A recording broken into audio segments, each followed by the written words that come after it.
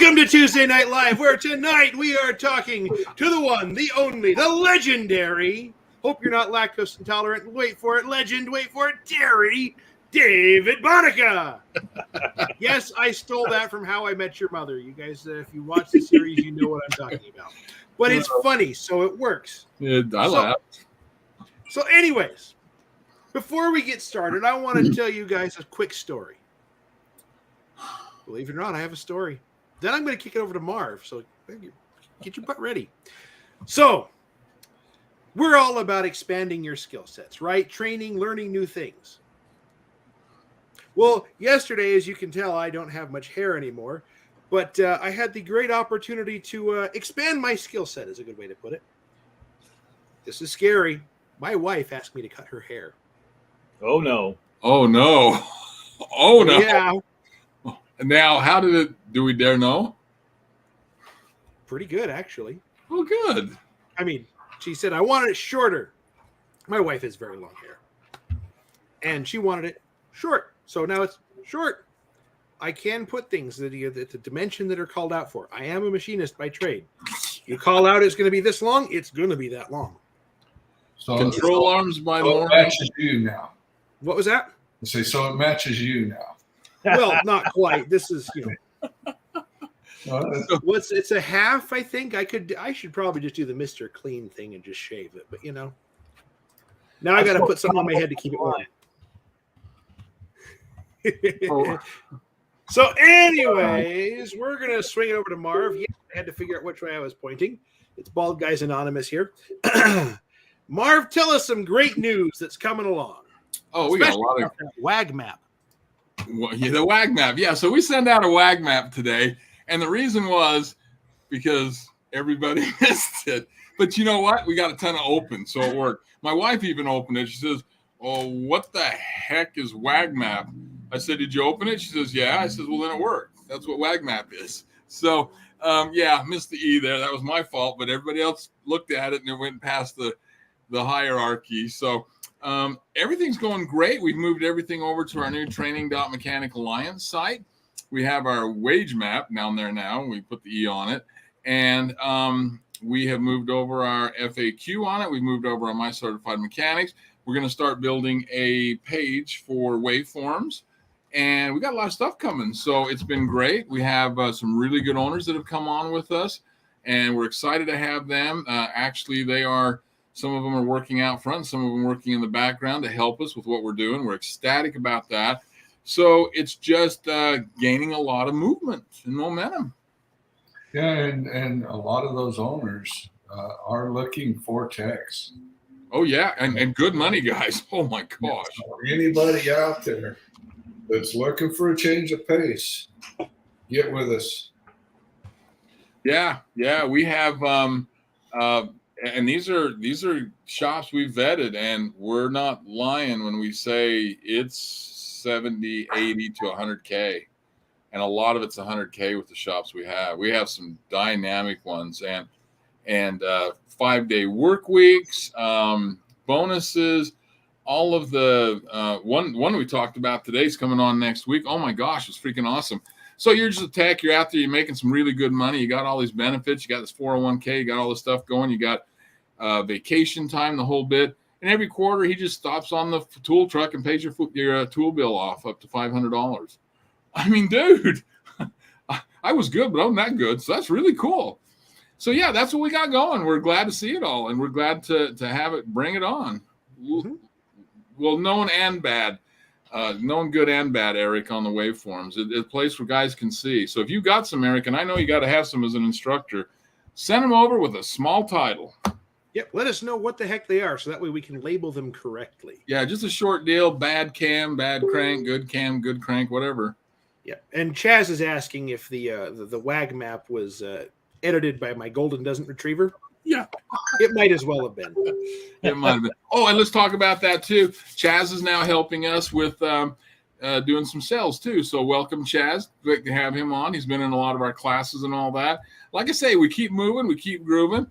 We're always looking for stuff. We got Travis on with the mentorship. We've got Aaron doing the training. And in fact, that's the other big push again too. So no, glad to have everybody here and really think it's a great night to spend some time with Dave Bonica. And Chaz is also commenting that Marv, you and me are twinsies today. Oh, we are. Not giving up. No, we are not giving up on our dream. I didn't get the memo on the hat, though. Well, it's whatever's handy. Wait for it. Oh, shoot. Now you can't tell us apart if it weren't for the glasses. But I can't see a thing if I take these off, so I'm not even going to try that. Oh, jeez. It's hard to be as attractive as we are and contain it all. So, anything that detracts from like glasses or like that. Yep. Zach also says that between all of us, we probably have a full head of hair. I doubt it. Yes, I have a 4-head and a 5-head. I have a full head of hair down here, not up here. Yeah, me too. Migrating. Yeah. It's a defensive perimeter. I don't know if we have a full head escaping. I don't know if we have a full head. I used to have a full head, but you know what they say? Hair. They say if it goes bald in the back, you're a thinker. If it goes bald in the front, you're a lover. And if it's bald in both places, you think you're a lover. There's your dad joke for the night, Eric. Very nice. I like it. I'm done. Welcome, Dave. I'm glad to hear your story, man. This is so cool, guys. So, alrighty then, almost 7 minutes into this nonsense. You guys have put up with us this far. Let's get down to the meat and potatoes, and I promise there'll be more fun thrown around the edges than you can shake a stick. Oh, we're giving a hat away tonight too. Oh, that's right. And my pick. So, hey, tell us the specifics about that real quick, so that way we know what the heck we're getting into before we just go off and wonder what the heck the rules and regulations and stipulations and firstborn requirements are. Isn't that the great thing about it? It's like the government. I'm not going to tell you. I'm just going to do it. Eric Alfredo, Eric Haravelo? Sorry. Yeah. I can't. I hope I got it right. So he's asking, just one hat? Yep, just one. He also says, I thought there were stickers involved. Oh, there is. There's 2 stickers and 2 keychains. I'll give you a hint. He's kind of edging towards, hey, I'm over here, so I don't know. You never know. And we have Justin Evans on the Facebook page side. Anyway, Marv, keep going. I'm done. That's it. Oh, that's it? Halfway tonight. Oh. To one lucky commenter? To one lucky person on here. Oh, hey, who got first comment? I didn't see. Let's see here. Devin Richard. You are the first contestant on Tuesday Night Live. 1,000 internet points to you. I don't know what they're good for. I just give them out like candy. You can buy crypto with them. Ooh. Oh, Justin Evans is the first one on the Facebook side. Howard Jones, what do you think about pay-per-month seat heaters? Oh, brother. Oh, we talked about that last week, Howard. You might want to go check out the previous Tuesday Night Live with Travis Schroer. Yeah. We launched into that one, and it was epic. It was good. It was really good. By the way, not a fan. I figure we're going to make a whole industry of selling toggle switches to make all these stupid things work. But anyways, let's continue on with our story tonight. David Bonica, tell us who you are. Where I'm from? Yeah, sure. Why not? Just some backwards country town in Massachusetts, but I am now very happily the assistant service manager of one of the largest Jeep dealerships in Massachusetts, and can't really be happier about that than I am right now. So one of the largest Jeep dealers in one of the smallest states. Yep. Which really isn't bragging that much. That's like saying you're fastest in a legless race, but it's You're welcome. Derailed. Man, just took a hard left here in the conversation. Where were we at? I don't remember now. Who are you? You're right. You're service advisor for one of the largest Jeep dealerships in one of the smallest states. Former service advisor, now assistant service manager. I'll drink to that. Which is here. Basically what's bringing us here tonight. Wait a minute. Eric, Lexi doesn't pay us. Stop advertising. Maverick didn't pay us either, but that didn't stop me then. All right, It's Sam, just nice sorry, water. go. Man, we're never going to get to this, are we? Yeah. 55 minutes from now. Yeah. So here's the point. Now, now so,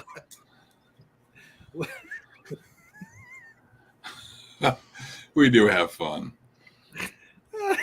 just cut it So off. what- Restart. Reset. All right. Zach's over there still hung up on the fastest in a legless race, just so you know. Yeah. Well, anyway, David came to us originally and had said, "Hey, I need help with my resume," and that's how it all started. And we've written a bunch of them, and they're doing good. So, tell us how it went from there, David. It wasn't even so much the resume. So I was working as a service advisor in a Jeep dealership, and I knew the company was looking. We've been having some problems with efficiency overall. Not terrible, but we were languishing right around the 70% efficiency mark, and it had been going on long enough that the upper management had started to ask questions why, and they had tried a bunch of different things. They tried, monetary incentives, kind of just throwing bonuses at guys, production bonuses, earnings bonuses, average bonuses, a lot of bonuses money wise, and none of it was really seemed to have an effect.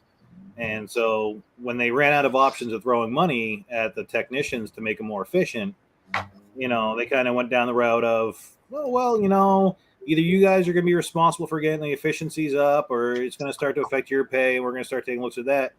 And what they ended up doing, they ended up arranging meetings with the Dealer 20 group. And I don't know if anybody's familiar with the Dealer 20 group, but it's like the evil empire of how to run a dealership, at least in my opinion. Very seldom do they bring anything positive to the people who work on the lower or in the service department end, or really anywhere that doesn't have to do with selling. And I turned to Marv and Eric and Dave here and asked a couple questions, and they kind of helped me out through it and gave me a couple ideas. And I went to my service manager, and one of the big ideas they talked to me about was, kind of polling the techs, an anonymous polling, and see kind of what they were feeling in the shop and what they'd like to see and what might motivate them. And we did try that. We had some, meetings with the guys, and what it came down to is that the big thing that they kept coming up was that while, there was money being offered, it felt more like a carrot on a stick, that no matter how good you did, they'd always move it just a little further away. Oh, well, you hit this, now you can hit this. And it kept coming back to the fact that nobody bothered to ask them why they weren't motivated, why they weren't happy, why they weren't being efficient. And in any shop, there's always the different characters. There's the guy who wants to show up late, get all the gravy work, and just kind of duck out when he wants, or he's going to move at his own pace. So, you're trying to balance a lot of different personalities. But the one thing we kept coming back to is that they didn't feel like they were being listened to. And so we asked for a little more feedback on that, and we came up with a couple different solutions. The biggest one was adapting schedules. A lot of guys, they didn't like rolling in at 7:30. There wasn't a lot of good work to be had at 7:30. Some of them like to be out a little bit early. So we started kind of staggering the schedules, letting people kind of pick the schedule they want. Some guys would work like 9 to 6. Some of them would work 7:30 to 4:30.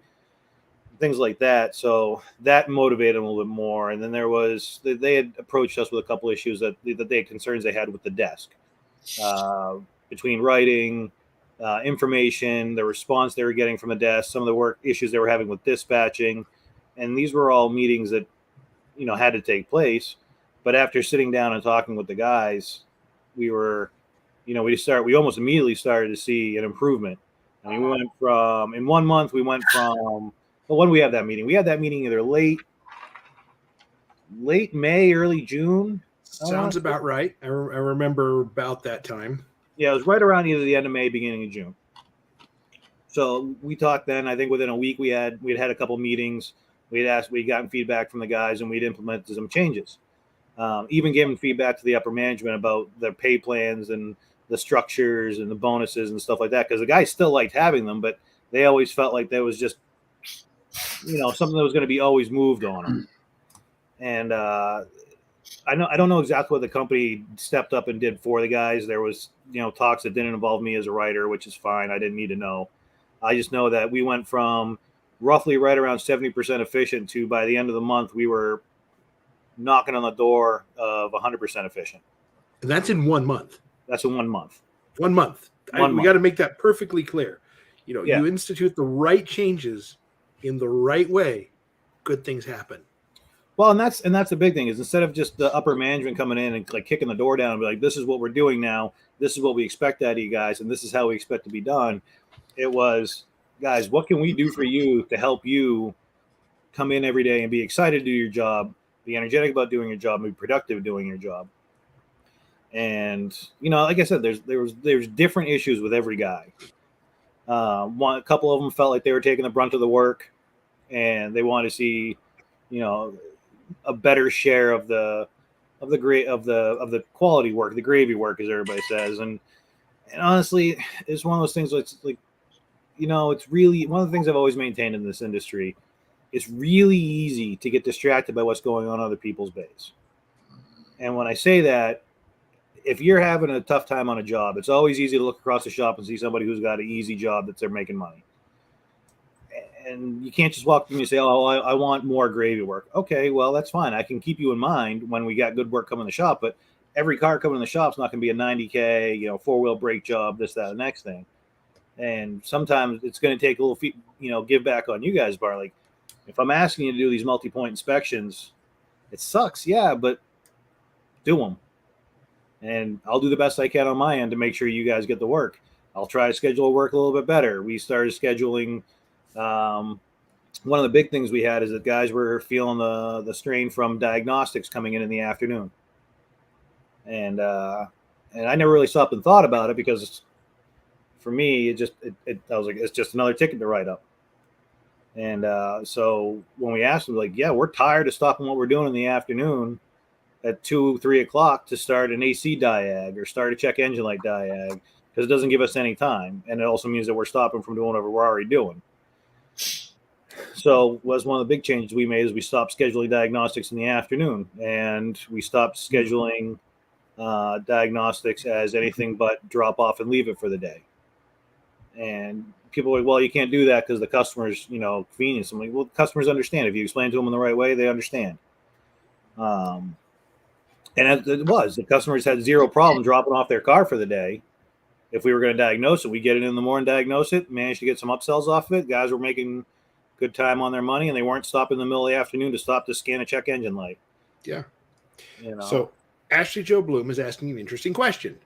How long do you want your guys spending on the multi-point inspection, and how have you communicated that you don't want them diagnosing during the multi-point inspection? Well, I usually it's tough because we have a video multi-point system. Like we do the videos in our shop. Mm-hmm. So it really, I left it on every tech to do what they want to do on time wise. And I explained to every technician a multi-point should just be a quick visual check and quick check of the suspension. If you notice a check engine light on, if you notice anything that's just jumping out of you that's not clear and obvious, like, the ball joint's worn, replace the ball joint, or the brakes are worn, brakes need to be replaced. If it's anything, like if you notice a fluid leak or if you notice a check engine light, send the recommendations for diagnosing those. Mm-hmm. I told the guys I don't want to see, I don't mind seeing like a 1 or 2 minute video on a multi-point if it's got a couple things going on with it. But really, if you're spending any more time than 2 minutes on the video and anything more than five or so minutes on doing a quick walk around, like checking the brakes, checking the tires, if you're noticing anything that's going to take more time than that, send it up to me as a diagnostic line. Let me sell it to the customer. Anything more than that, you're wasting time. And some guys are even like, for as long as it takes the oil to drain out, that's how long I'm doing my multi-point. So I kind of left it to the text, but I was like, realistically, if you're spending more than 5 minutes doing a walk around on a vehicle, you're kind of wasting time on it. Unless it's a higher mileage vehicle. If it's a higher mileage vehicle, take your time on it. But whatever you find that's not obvious, send it up to me as a diag. Let me sell it to the customer. Let me see if they want us to look into it. Because if they're going to look into it, we're going to charge them. Mm-hmm. Simple as that. And And that's what I told the guys, and it worked out pretty well. The big thing that we saw that we instituted, the company, at our insistence, the company allowed us to pay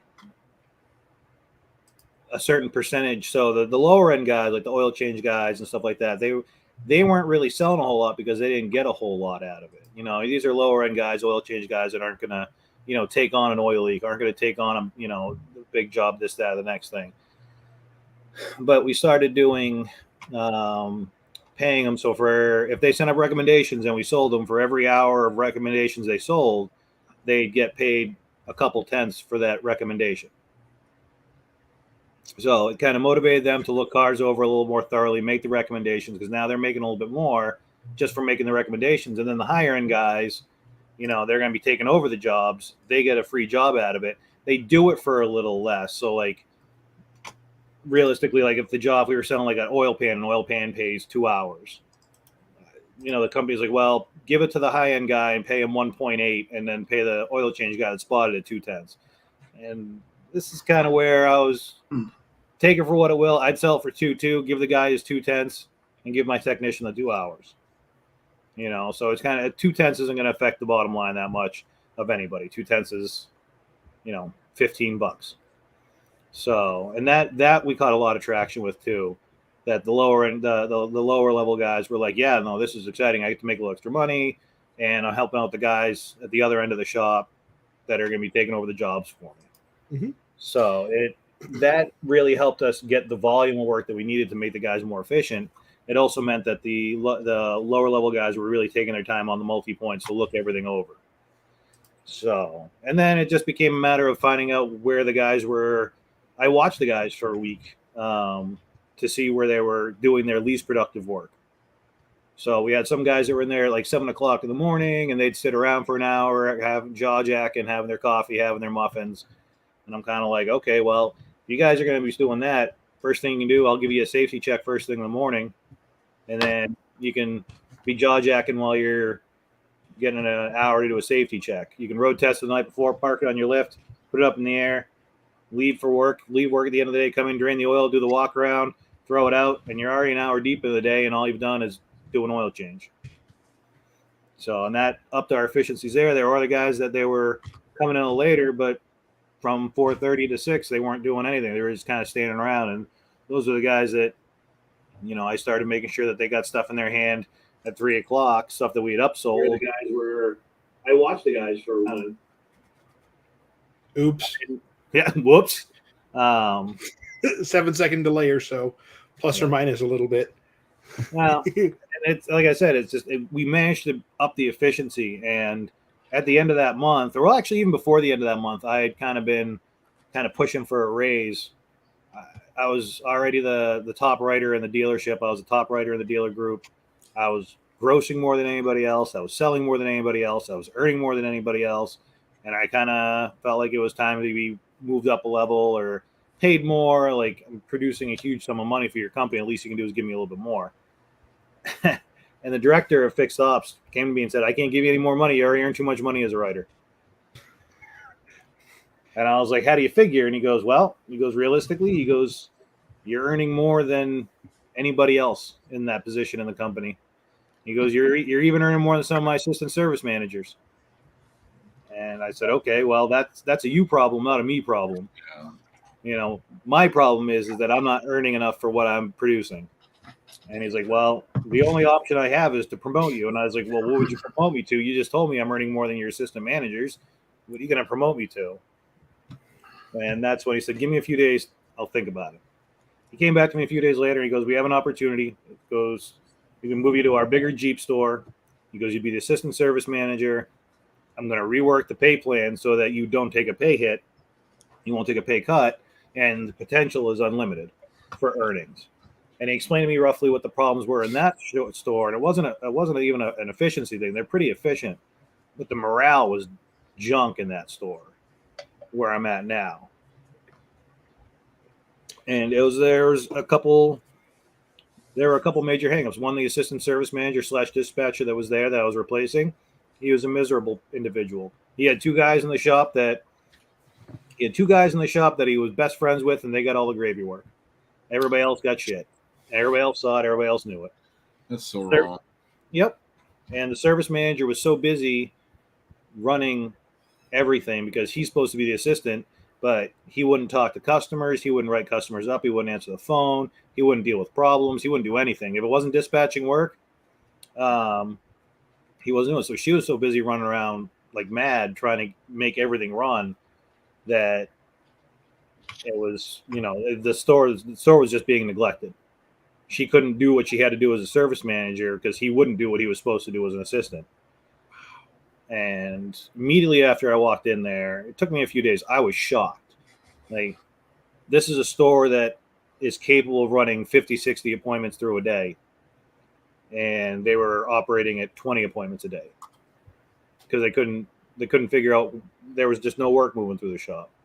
I got there about a week into it. I'd been digging through all the old ROs, looking through the parts catalog, figuring out that there were, and this is a business link dealer, so they work on ProMasters and the big heavy commercial trucks as well. And there was 5 or 6 engine and transmission jobs that parts had been there for 3 or 4 weeks that hadn't gotten in the shop because nobody knew the parts were there. The service department had no idea the parts were there. The techs didn't know they were there. The service manager didn't know the parts were there. I found all the pink slips in a drawer. Like, what are these all doing here? So, Wow. Yeah. And I'm like, he was basically actively stealing from you. No kidding. No, I mean, that's all little things that add up to be huge things. Well, yeah, especially when you consider that even now, a month on, I'm still working through this backlog of work. Right. Between keeping new work flowing into the shop and getting through this backlog, I still have 3 or 4 transmissions left to do. Wow. So, I mean, we're working on them, but I mean, I only have. That's the other thing is that when I came in, I made it very clear to the guys, I'm not here to piss you off, but I'm going to piss you off. I'm not here to change the way you do things, but I'm going to change the way you do things. I'm not here to make anybody hate me, but you're probably going to hate me. Now, at least you're honest. Well, and I was like, it's going to suck because you guys have been operating one way for 6 or 7 years, and I do things completely different. I'm not going to lie to you. Like there are times where you people are going to look at me and be like, he's the biggest douche in the world. But on Friday, you're going to be like, he may be a douche, but I don't care so much all of a sudden. Don't mind so much when you're getting the work funneled through like it's supposed to. Well, and we've already lost one technician due to the changes I've made, and it's not something I'm proud of. I didn't want to go in there and lose a technician over it, but he was the heavy diesel tech, and he was kind of a lazy asshole. Well, there you go. The company had gone way above and beyond providing for this guy, and all he was doing was milking his pay plan and basically taking advantage of the situation. And I found out that he was stealing work from the shop. So after him and I had it out a few times in the first week or so, and then I caught wind of that fact that he was stealing work from the shop from a couple other guys who had basically had it up to here with his bullshit. But to give you an idea of his character, he waited till I was in the store. I went in. I started on the 1st of July. That was a Thursday. So I was there Thursday. I was off that Friday. No, I wasn't off that Friday. I was there Thursday and Friday. It was 4th of July, so I had Monday off. I was there 3 days. Then I had Friday off because I had to cancel a vacation to take the promotion. And then my service manager went on vacation. So I had been in that store 5 days when she took a vacation. He waited till her last day she was on vacation to come tell me he was quitting. And that he informed me of that, and I'm like, okay, well, that's the level of your character. And he dumped all of his leftover work that he had been ignoring for months on everybody else in the shop, and picked up his toolbox and scampered off. Wow. So Chaz is asking about, since you had all those like transmissions, the however many you had, I think he said 5 or so, or engines or whatever, the big jobs that are waiting on big parts and who knows what else. Were they sitting in your lot or were they going back to the customer? Oh, they were sitting in the lot. Oh boy. That's Yeah, hitting you up got. real estate. Well, luckily it's a pretty big lot, but I mean, the whole backfield was just ProMasters waiting for transmissions. So And were you waiting for parts? Was that what you were telling the consumer or the client? well, that was what the advisors have been telling everybody is we're still waiting on parts. We're still waiting on parts. But realistically, as far as the advisors knew, we were still waiting on parts. And there was the assistant manager's job to get the slips out to the writers and the technicians and say, hey, these parts are here. Let's get these jobs going. We got to back off the schedule here a little bit so I can get these bigger jobs done. And he just wasn't. He was just didn't. And it's funny because even in the first week or so that I was there, the attitude at the desk, the attitude in the shop just stepped way up. I mean, there were a couple technicians that really came up to me within the first couple days, and they were kind of like, thanks for coming in because it just feels better coming to work. I guess my predecessor would come in every morning and basically scream at everybody and be like, doom and gloom and like, oh, you're gonna get fired today if you keep that shit up, or you're written up. And he'd set the tone right off the bat to the point that the service manager was always anxious coming into work. She's still anxious about taking time off, and I'm like, I got it. I'm here. I can handle it. Like, do what you need to do. One of the techs came up to me. He goes, last week, he's like, I'm sorry if I'm weird. He goes, but I'm still trying to wrap my brain around the way everything is going now. So David, one of the questions Joe had asked earlier too, and I always like this one because if I hang my hat anywhere, it's on efficiency. So she was asking that she says she has guys that are just diddle-dallying around and taking 40 minutes to an hour instead of closer to 20 minutes on her on the inspections. And we got Justin Evans asking at several shops that hire me out, he noticed a lot of inefficient things. And so you had the one shop you were in at the dealership, and then you moved it up to 100%. Where did this one start at? The shop I'm at now was hanging right around 90%. Okay. And the other one started at where? The other one we were bouncing back and forth between 60 and 70%. Oh, wow. No, on average. So talk about some of the efficiency things that you are putting in place and all that, because that is the biggest thing. We only have so many minutes a day per tech. Yep. Well, and that's really hard because you have to be realistic with the guys you have. I mean, we've all been worked with a guy who's been in the business for however long he's been doing it. He's not going to move any faster no matter what. And so you have the young guy who's going to bang through everything, but you got to be worried that he's going to go through it too quick. The big thing is getting to know the technicians and seeing where they struggle. Watch the guys throughout the day. See where they're wasting the most time. Is it early in the morning? Is it coming back from lunch? Are they just taking too long with the jobs they're doing? And then you got to address it with them individually. You guys, hey, if you got a guy who's taking 40 minutes to go through a multi-point inspection or do a simple service, you got to talk to the guy and be like, hey, man, what can we do to help speed you up here? Is it going to help you out more if we have, we pull the parts for you so you don't got to go over the parts counter? Is it, are you just not comfortable, walking through a car? What can we do for you? But you also got to be firm. Like, you got to set the standards. Like, this is what I expect. I'm not saying you have to punish them when they don't meet it, but you got to constantly keep reminding them, like, guys, this is what I expect. This is what I expect. This is what I'm asking you to do. And not be a dick about it, but just like, hey, this is what the standard I want. This is where I expect us to be, and encourage them to get there. Give them good feedback when they do get there. Give them, positive, negative feedback when they are like, hey, you took too long on this one, dude. I understand it was a bigger, older car, but I need you to just be a little bit quicker about it. Even now, I have a technician who, great guy, very smart, but he second guesses himself on every diagnostic. And he's always that guy. Well, let me just check one more thing. Let me just check one more thing. And next thing you know, he's 2 hours into an hour diag. I'm like, hey man, you're wasting a lot of time on this.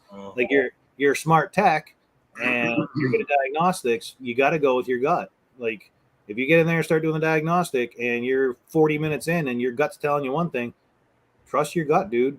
Like, you got a lot of experience. You know what you're talking about. Like, if your gut says this, you're probably 90% right. And if you're in that 10% where you're wrong, we'll deal with it, dude. Like, nobody wants to be wrong, but I don't want you sacrificing 3 hours to prove that your gut instinct was right. And even on the multi-point, like the videos, I had a lot of guys that were going through doing the whole oil change, and they were taking the tires off, doing the tire rotation, and then they would get it all, set up, and then they'd go and take the tires off again to do the video. I'm like, why aren't you shooting the video while you had the tires off the first time? You're wasting 5-10 minutes going back and doing the same job over. Like, sometimes you just got to streamline things. And part of the stuff that we worked with at the old shop that I'm working with at the new shop is, with the system we have, it allows us to port on simple services and anything set up through our SPG, our service part pricing guide. Any parts that we approve on a pre-priced service, the parts department pulls and puts in a technician's bin. So they don't have to go up and waste time at parts. They don't have to worry, go up there. They don't get distracted by, talking to the guys. So they go up there, grab the stuff they need, and go back and do the job. But that's Very also nice. It's also something you have to watch too, because we all get distracted. A 2-minute, 1 minute question turns into a 10-minute conversation. And that's as a manager, as a shop foreman, as a writer, you have to be watching that. You have to be ready to break up the guys that are standing around. Like, I'm willing to let a minute or two go by of a conversation, because I don't know if they're asking questions. I don't know if they're looking for feedback on something. But if I look over and the same guys are talking 5 minutes later, and neither one of them's on a big diagnostic job, I'm gonna go over there and I'm like, hey, let's move it along. We got work to do. Mm-hmm. And that's just something. I mean, unfortunately, it's kind of you want to be everybody's friend, but you got to remind them that we're all here to work. Yep. So Devin Richard asks a question: was there any fallout with techs that were getting fed, just the gravy, the guys that were, whoever was on the good side of somebody, and just collecting the good stuff? Actually, surprisingly, no. The only one that we had any fallout for was the heavy diesel tech that basically I laid it out to him that I wasn't going to tolerate the way he was doing things, that he was either there to work or he wasn't going to be there, because I'm not going to tolerate some guy standing around being a cancer in the shop. The two guys that were getting fed, one of them stepped up huge, and I'm not feeding him, but he's turning more hours now than he was before, because I'm just keeping him moving as efficiently as possible. The other one is adapting to not being fed all the gravy work. So he's been not struggling to make hours, but where he was used to making like 50, 60, he's now down around 40. And that's partially his own. I've had a couple talks with him, and I'm like, you got to help me help you. Like, if I give you a job to do and I see you stand out in your toolbox a few minutes after I give it to you, dude, I'm going to come out there and ask you why. And like, if you're texting your girlfriend, cool. But remember, every text you send to your girlfriend, that's money out of your pocket. Mm-hmm. She should understand this. You should understand this. And he's had some hard time adjusting. We've kind of turned that corner, and he's falling into the mindset of, well, okay, well, he's not here to just screw me over. Like, if I work with the guy and do what he says, like, he knows what he's talking about, I can make money. Mm-hmm. So, and we also have a parts related question: is the lead time on things like transmissions and engines and the big stuff, what's that looking like? Is it slower than usual? Are we, what kind of lead times you seeing? Oh, wait, for getting parts or getting them completed once we get the parts? Just the parts. Well, I work with Chrysler, so it's a crapshoot. Well, just throw that question right out. We know the answer there. It's so the ProMaster stuff's been on back order for months. I'm getting I just got a transmission today that we ordered back, that the dealership ordered back in April. So that was a 4-month lead time on that transmission. I got a transmission coming in next week that was ordered about the same time, and it's coming in. It depends on what model we're working with. The bigger stuff, we know we're gonna get. Most engines we can get pretty quickly. The transmissions are proving very, very difficult. But those really hurting us more is the availability of the simple stuff, the daily stuff, the cabin filters, the air filters, oil filters, brake rotors, brake pads. we can't get our hands on the factory stuff. You just can't. So have you made the swap to aftermarket, or what? How's that working?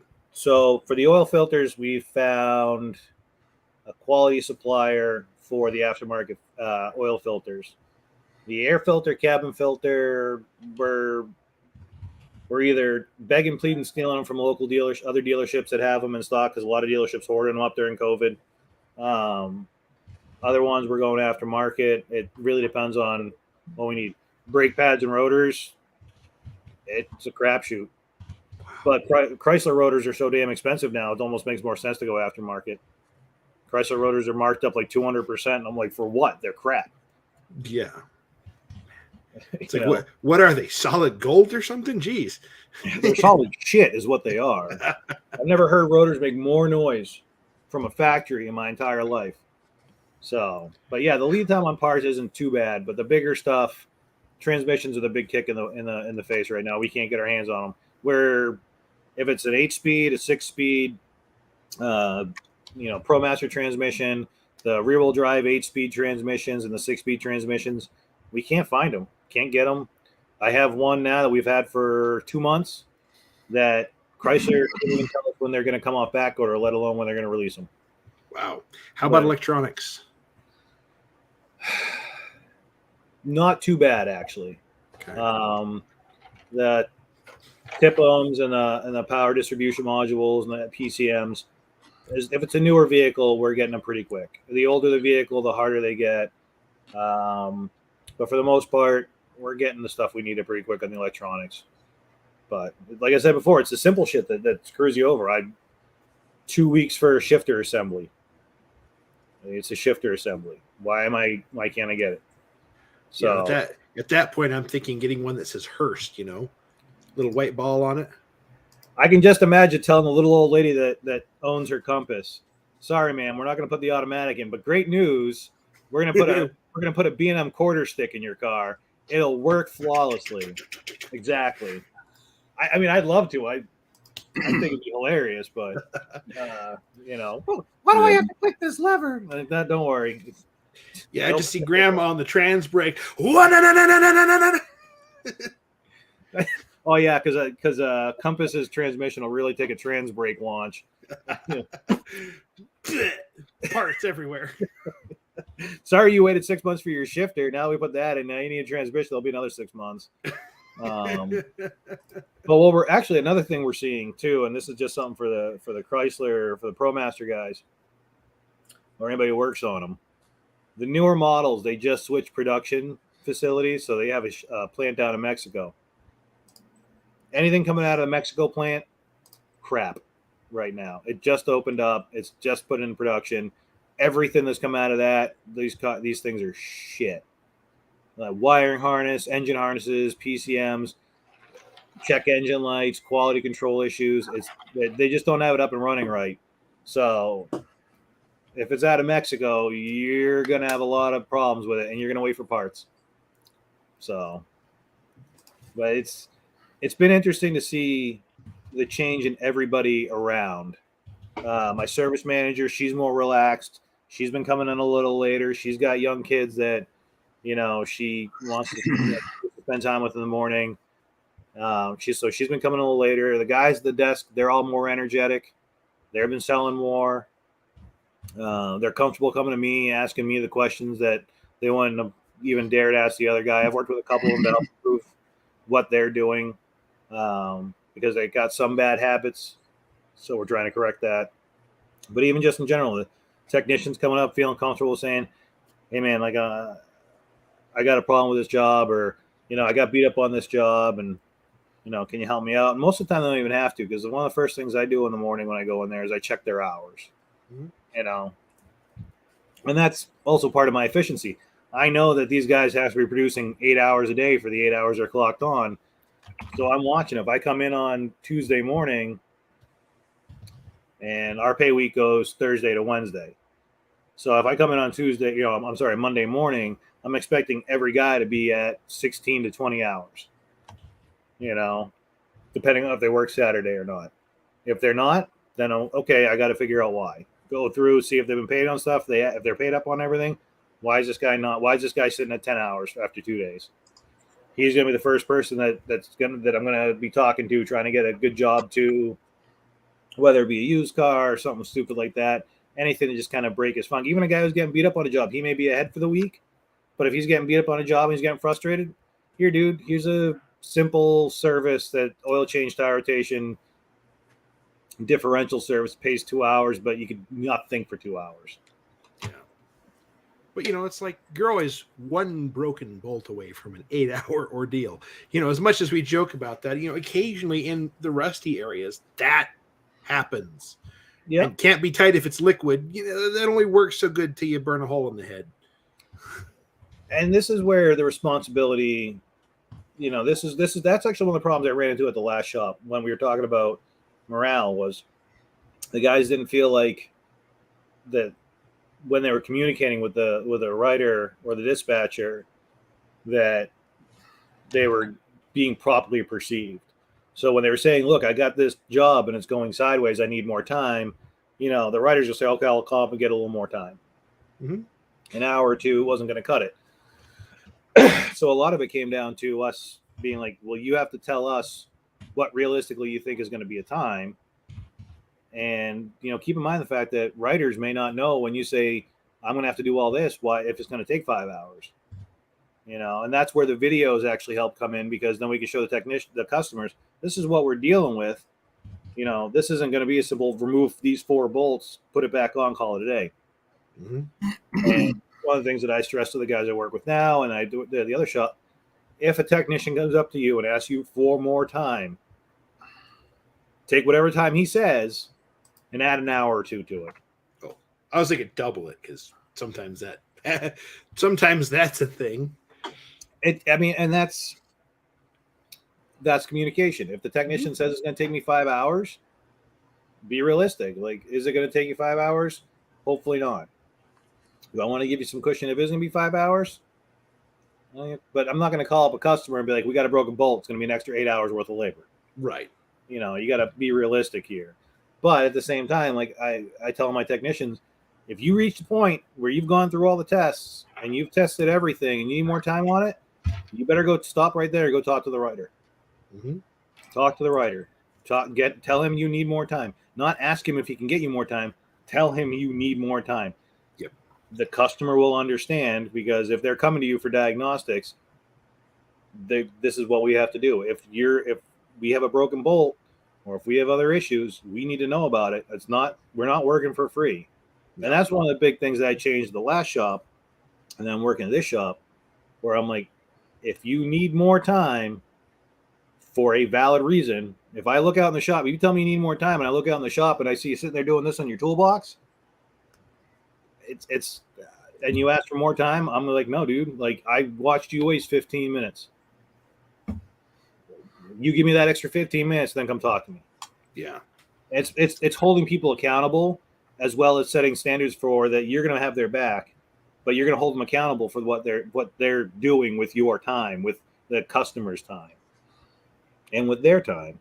Mm-hmm. So that's, I think, in the grand scheme of things, where the industry's gotten to this point where it's so concerned with either keeping talent or bringing in more talent that it's, I don't want to say letting the inmates run the asylum, but you got the people that are going to take advantage of, well, they can't afford to lose me, and they're going to take advantage of it.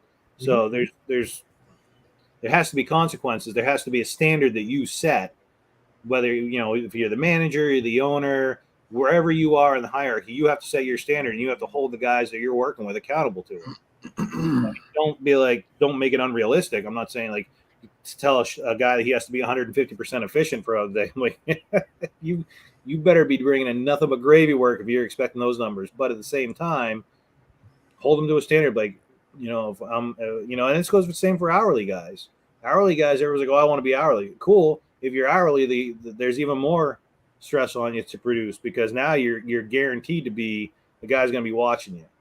Mm-hmm. Whoever's paying the bills. So you're going to be hourly. Cool. Go in there and prove that, you can be 110% efficient, 120% efficient. And here's the cool thing. If you're 120% efficient as your hourly, There's no reason why you can't be 120% efficient flat rate. Yes. And that even leads to even better, because now you're like, hey, I'm flat rate, I'm doing this efficient. I'll take $45 an hour, $50 an hour, whatever is, would be in your area. Obviously, it's your area specific. I mean, our dealership right now is working. So some of the top technicians in our shops are breaking into like the $45 to $50 an hour range, which isn't. I mean, it's from when I was a technician, that's huge. Yeah. And to be clear, we are kind of seeing that nationwide. That's not necessarily an anomaly. No, and I know it's not an anomaly, because I mean it's a lot of competition, but it's capitalism at its finest. I have a service to provide. It's a quality service. Guess what? You're going to pay for the quality service. Yeah. And I mean, you got dealerships that are running labor rates, like our labor rate's $155 to $165 an hour. So the guys are still only making, a third of our labor rate, but it's a huge improvement over what it was even just a few years ago, when I was seeing top level techs struggling to break over $30 an hour. Mm-hmm. I mean, granted, you're not going to get that as lube tech. Most of our lube techs and lower level guys are getting hired $18 to $22 an hour, which isn't, once again, not bad for a guy who's just changing oil or just getting into the industry. But it's, you gotta work with them. The one thing my dealer group is really good at is supporting you on training. Paid training, that's the big thing. If you're training in the dealership, train at home, whatever it is. If you're doing it, through the dealer's website or through the, Dealer Connect or GM Global Connect, wherever it is you're doing your web-based training, you're paid for that time. Nice. If you want to take a class and you see it like listed and it's an in-person class, as we get back to doing in-person classes, you go up to your service manager and you say, I want to take this class, and the dealership ponies up the money to get you into it, and they'll pay you for they pay you for the travel, they'll supply a car, and they'll pay you for the day you're at the training. Nice. Probably not going to supply something fun like a Corvette, or I know you're at a Chrysler dealership, like the Ram TRXs or something. No, you're not getting anything like that. But I mean, it's not bad when you have to drive 2 hours that they give you a fully loaded, like, what the hell is the Jeep Compass or whatever the hell it is. It's a step below Jeep Cherokee. Not the Grand Cherokee, but the Cherokee. That's what we have for loaners, so that's what the guys get. But they cover the gas. All the expenses of schooling is being taken care of by the dealership. So I mean, that's a big thing too. I mean, that's a big investment for a dealership, for any shop, especially if that guy's going to take everything you put into him and be like, I'm out after you're done it.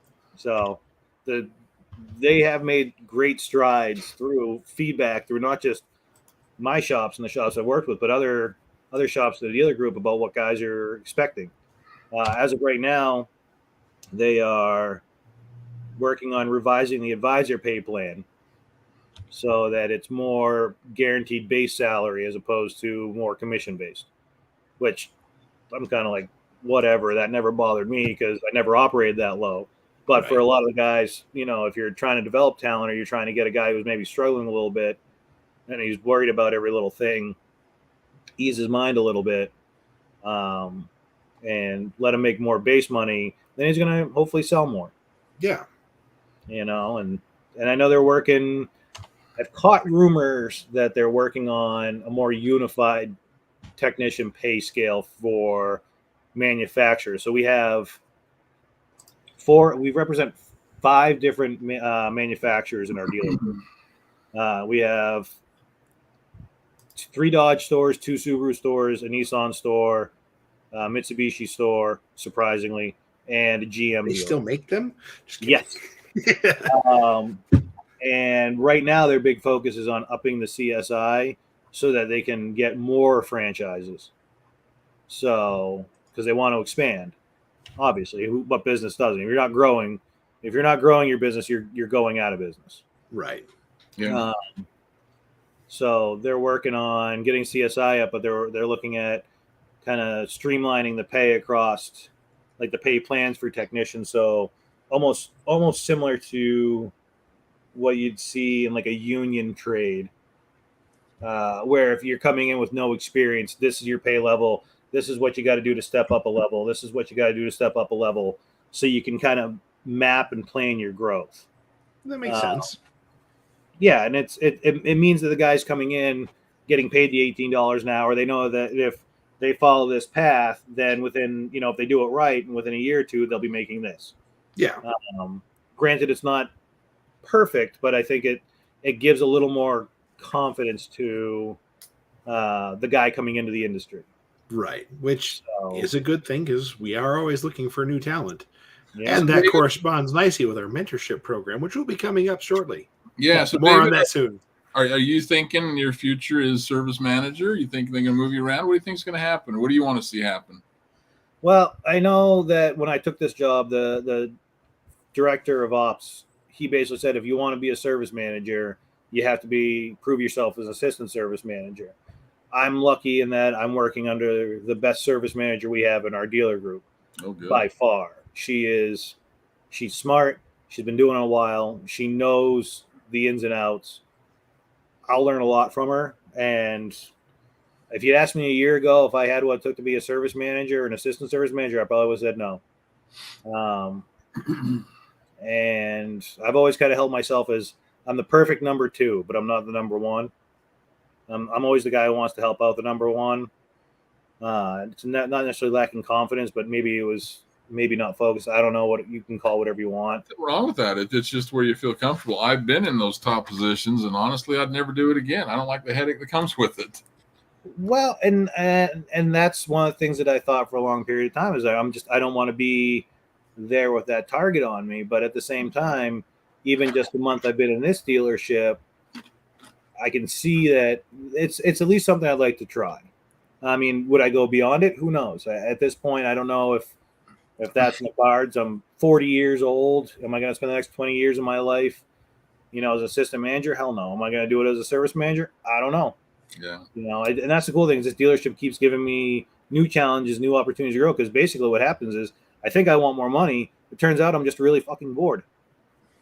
And I was just bored with being a writer. I was so good at it. I'd manipulated the pay plan and maxed out the pay plan in so many different areas that I had no more challenges left. And by the middle of the afternoon, I was playing Tetris on my phone for the last 3 hours because I'd already handled everything I needed to do. And I'd gotten really good at being an advisor and handling everything I needed to handle. And I was just bored. I thought I wanted more money, but I was just bored out of my mind.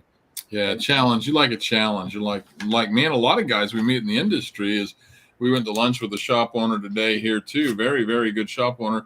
And kind of got the impression that he wanted to get out of it and just go do a regular job. And he's back. He says, no, I don't want to because I just don't know that I could work for somebody else. And it's a challenge. He's the same way. It's, the top dogs in this industry they like a challenge. They like something new. Yeah.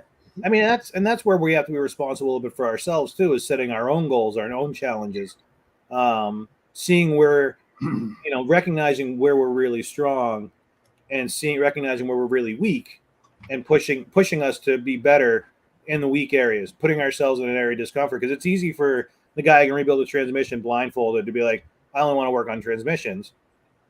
But at the same time, if you're not good at electrical diagnostic, but you're great at transmissions, why not challenge yourself in electric diagnostic? Yeah. Who knows? You could love it. I like electrical diagnostic. I don't like doing a flat rate. I find the challenge of it being fun, but I'm only working in my garage, my own time, my own beer, which oddly enough, it gets tougher the drunker you get, which can lead to a whole more fun. Like, why is that black wire attached to that red wire? Did I do that on purpose? Hold on.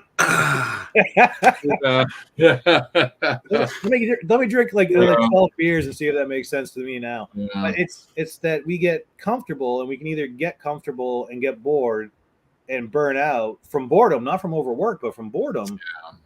Or we can challenge ourselves and push ourselves in new areas that we may have never considered. If you asked me when I got to being a writer, if I ever thought about being a service manager or that I find myself in this position in this many years in, I would be like, hell no. I didn't even know what I was doing as an advisor. But it's just pushing yourself and setting your own goals. Like I would set goals for how much I wanted to sell every month, how many hours I wanted to sell. And even that got boring after a while because I'm like, I'm at the point now where I'm maxing out my guys' ability to do the work, which Yeah. is why we had to focus on efficiency. Oh, and as a final note before we call it, because I see we just rolled over the 1 hour, just so anybody who's wondering, the Dealer 20 group still has not finalized a plan for my dealership to fix efficiencies. Really? Their solution was, if you want to improve efficiencies, cut costs. And the Dealer 20 group, for anybody who is not familiar with them, their idea of cutting costs is anything that costs the dealership money, i.e., paying people or amenities for their customers. These are all considered expenses that can be cut. And they're the ones that'll be cut first, as opposed to management pay or anything like that. So the Dealer 20 group to solve the problems is spend less, or spend less where you should be spending more, so you can pocket more despite declining numbers. But they still haven't come up with a concrete plan or any real direction for the higher ups to follow to bring up efficiencies. And I get some of those magazines, and and I've seen some of that stuff, and it's gonna bite them in the ass. It really is. That's gonna be a bad mistake, because the thing is that we all know, in closing too, is the parts department, the service department has always been the redheaded stepchild. And those days are done, because you start cutting your tax, you start cutting your business, and you won't make it. You won't make it. That's why I believe Ford and those other ones are going now, where they're going around the dealerships, because they're not putting up with their crap themselves. Well, and then what it boils down to is that if you're so busy, if your only route to improving profits is by cutting expenditures, then you're not growing your business. All you're doing is slowly cutting off blood supply to the vital organs. You're stagnating it. You're stagnating. You're not growing your business. You're hurting yourself. It's okay. Well, you can only cut so much before you've cut to the bare bone, and now you're still losing money. Like, you haven't done anything to improve your business. All you've managed to do is make sure that you have some money in reserve to spend when you're going out of business. Yeah, that's right. Well, no, that was a great thing tonight. I did choose my winner. Who did I choose, Eric? You chose Ashley Joe Bloom. Yep. There's the best radio announcer voice you got. Congratulations, tonight. Ashley Joe Bloom. Congratulations. Get in touch with Marvin. Get him the size that you need. And an address, which I think I can get the shop address. But anyway, I appreciate that. It was good to hear the changes that are accomplished. And, it's not always a perfect world, but it's really a good thing to hear how it happens. The people out there, techs, it's all up to you to decide where you want to be. Well, yeah, and I have to thank you guys for taking the time to sit down with me that night. I mean, I was at a loss. Like, I had a couple good ideas, but I really didn't know how to go about implementing them, or even how to formulate what I was thinking. And after talking to the three of you guys, it was a lot clearer. And we acted quickly and took advantage of what was a really good situation where we had guys that wanted to work. They were just burned out, tired of being dictated to, and nobody listened to them. And three of you guys helped me out a lot. And I don't know if eventually I would have made it to where I am now without your help, but it just made it seem to be happening that much quicker. Well, we become so, as a group, there's knowledge that Dave has, there's knowledge you have, there's knowledge Eric has. As a group, when I would do my training, I'd always ask how many years experience I have. And the average class was 220 to 280 years of experience. You put that in one classroom, and it's amazing what you can accomplish. Yeah, absolutely. It really is. So I really appreciate you being here tonight, as always. Well, thank you for having me. So thank you again, Dave, from all of us. I know David down there is on mute, but I'm sure he'd give us a thumbs up for thank you. Maybe. It was a half-hearted little thought. The energy Dave brings to it is just Dave, your energy is just nobody can surpass yours. Anyways, thank you for watching, guys. We will catch you next time. When you see an old guy with a knife peeling an apple and eating off of that knife, and he's giving advice, darn well better listen. Hey, sage advice from Dave. Yep. Anyways, guys, we're going to end it off here. Thanks for watching. Remember to catch us next week. We got a couple of options we're trying to steer towards, so we haven't quite nailed that one down, but stay tuned. More info coming. And as always, if you miss something, you can always check the replay, which is available on YouTube, in the group, and on the Facebook, the Mechanic Alliance Facebook page. So, guys, make sure you check it there. Spread the word. Help this grow. All that good stuff. And we will see you later. Later.